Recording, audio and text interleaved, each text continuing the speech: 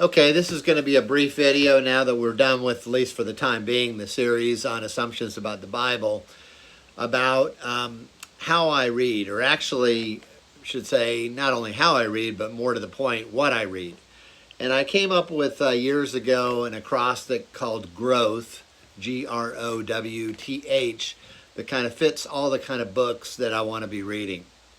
Greats would be classics that have stood the test of time. So right now it's a seventh time through the Pilgrim's Progress, so that's my great.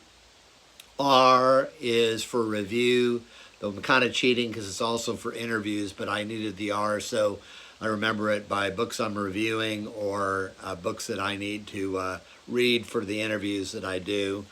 Recently finished Young Ben Franklin, which was incredible, and not sure what I'm going to do next, but there's about 30-40 different possibilities from publishers.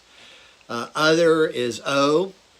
Right now I'm reading a terrific book, about halfway through it, by Jerome Groopman, who's a medical professor at Harvard, and really fascinating book, kind of troubling in a lot of ways.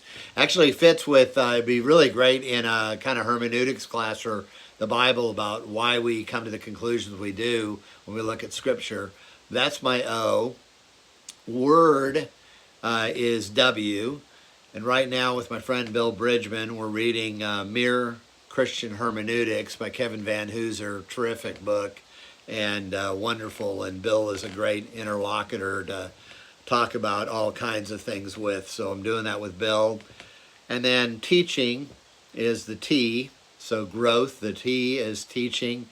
And right now, this could fit under classics too in a sense, but halfway through the Catholic Catechism. So in my theology classes and elsewhere, I certainly try to keep up with Catholic theology and some with Eastern Orthodox stuff as well.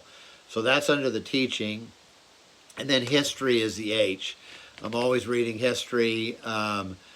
Age of Revolutions by Fareed Zakaria, terrific, about halfway through that. And one thing I will say about, I tend to read simultaneously 3 to 6 books.